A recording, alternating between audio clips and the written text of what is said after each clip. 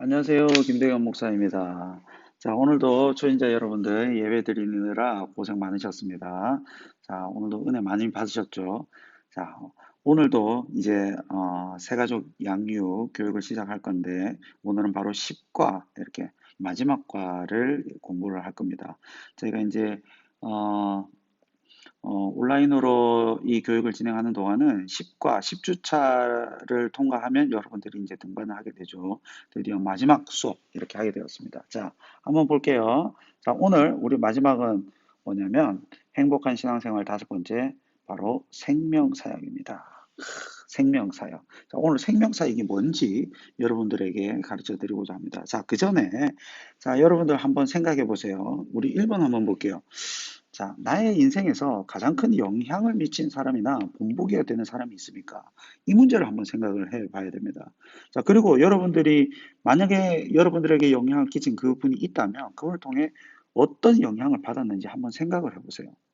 뭐, 저 같은 경우에는 두 분이 있어요. 목사님인데 두 분 다 송인덕 목사님. 제가 존경하는 저의 제1 멘토.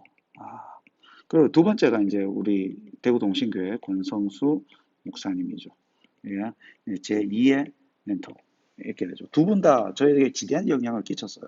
송인동 목사님을 통해서는 저는 이제 가정의 행복을 누릴 수 있게 저에게 길을 열어주셨죠. 가정을 어떻게 다뤄야 되고, 가정 안에서 어떤 신앙생활을 해야 되고, 가정 안에서 어떤 관계를 유지를 해야 되고, 아내와의 관계, 자녀와의 관계, 이런 것을 통해서 정말 행복한 가정을 제가 꾸리고 있는데, 거기에 지대한 영향을 끼쳐주신 분이시고요.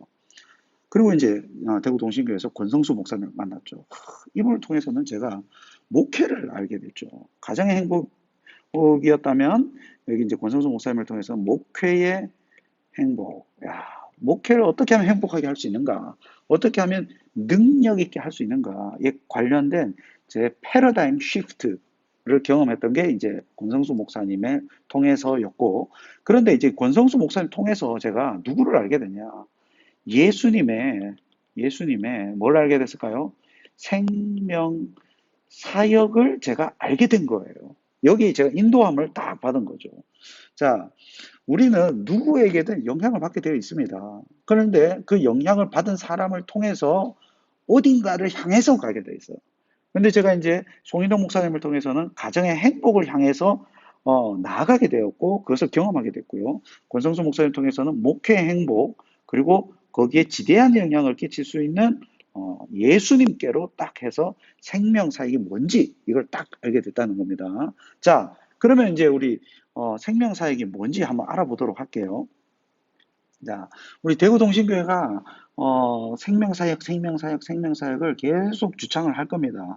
그러니까 여러분들도 이제 이 생명사역이 뭔지를 알면 동신교회에서 진짜 행복한 신앙생활을 할 수가 있어요. 이거는 목회자에게만 필요한 것이 아니라 성도에게도 이 생명사역이 뭔지를 반드시 알아야 그가 정말로 행복한 신앙생활을 할 수 있다라는 겁니다. 자, 한번 볼게요.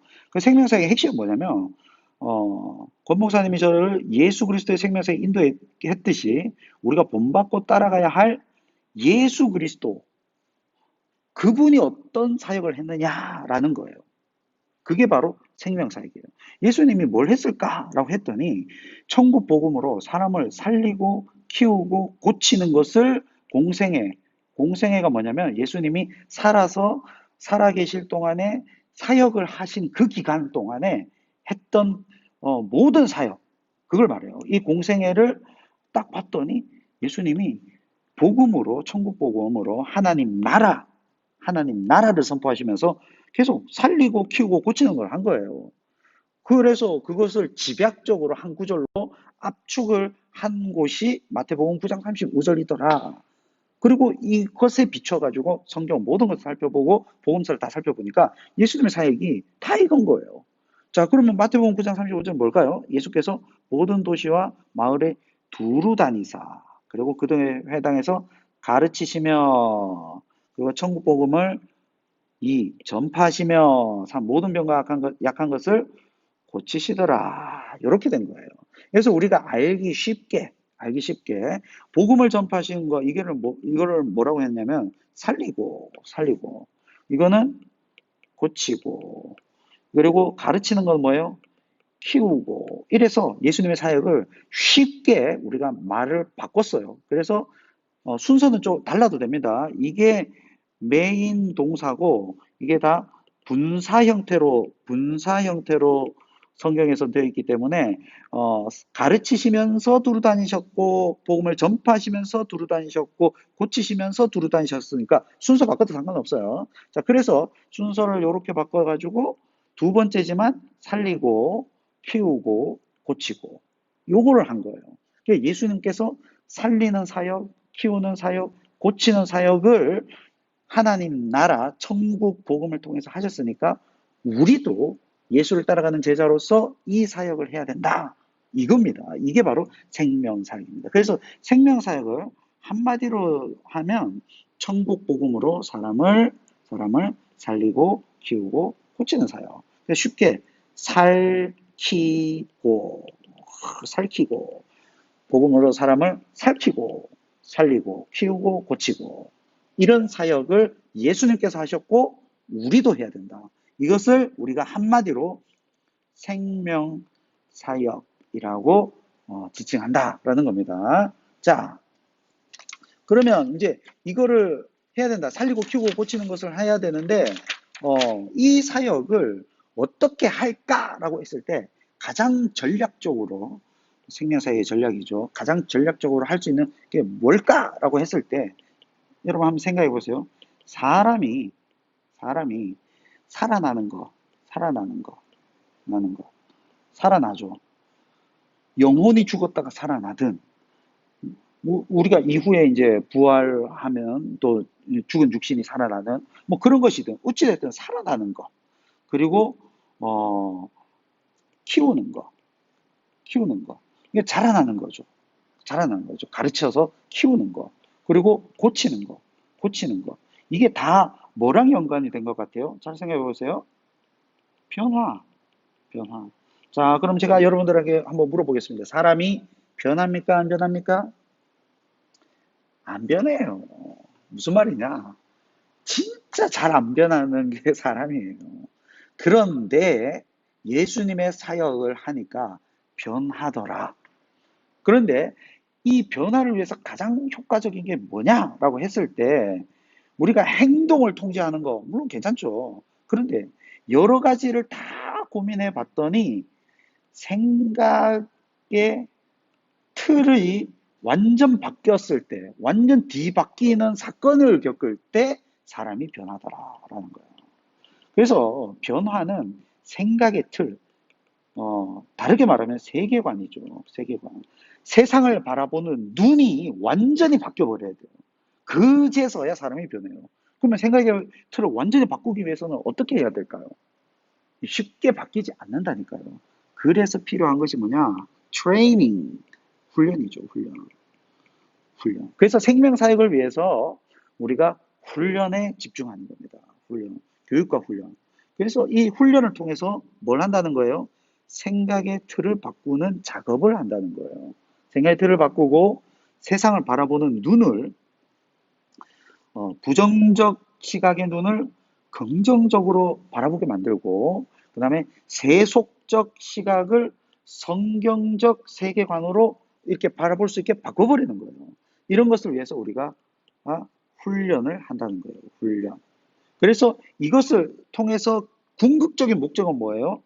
하나님의 영광이에요. 하나님의 영광. 자, 그러면 우리가 이렇게 생각할 수 있어요. 그 하나님만을 위해서 하는 것 아니냐. 그런데 역설적인 축복이 있죠. 사람은 잘 보세요.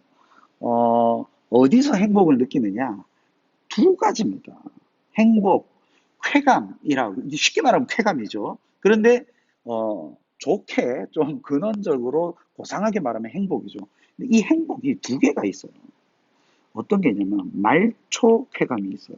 자극적인 거, 게임을 하는 거, 계속 먹는 거, 음식을 먹는 거, 설탕을 먹는 거, 과자를 먹는 거 이런 말초 쾌감이 있고요. 그 다음에 중추쾌감이 있어요. 중추쾌감. 그리고 중추행복이죠.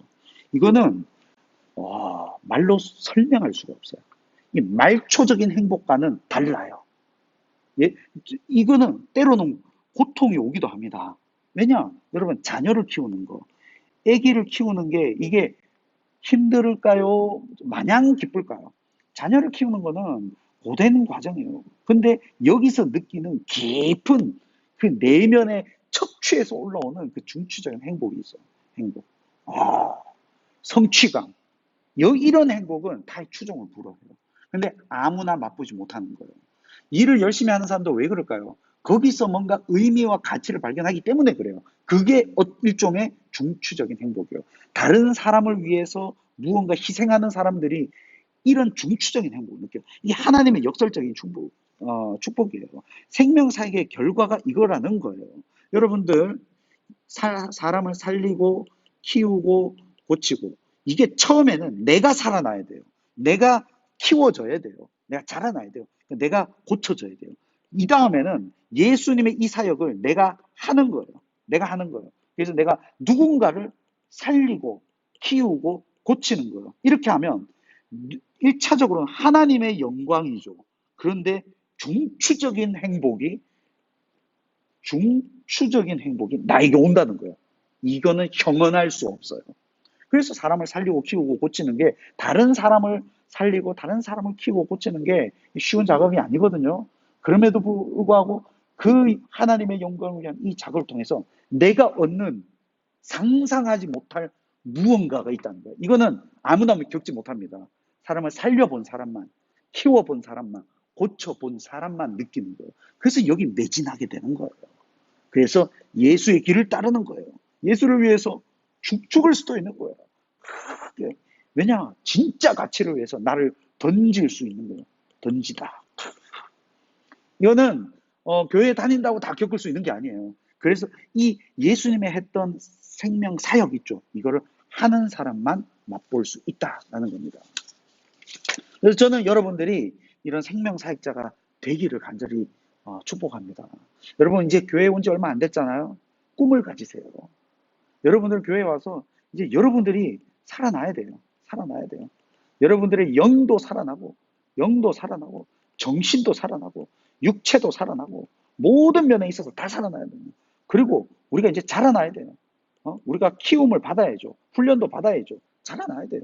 그리고 이제 우리가 뭔가 뒤틀린 게 있다면 고침을 받아야 돼요. 고침을 받아서 그 다음에 이제 여러분들이 사역자가 되어서 그들에게 내가 받은 이 살아남, 내가 받은 이 키워짐, 내가 받은 이 고침, 내가 이 고침 받은 것을 남들에게 전해줄 때 오는 그 행복을 여러분들도 맛보기를 주님의 이름으로 축원합니다. 자, 오늘 강의는 여기서 마치도록 하겠습니다. 수고하셨습니다.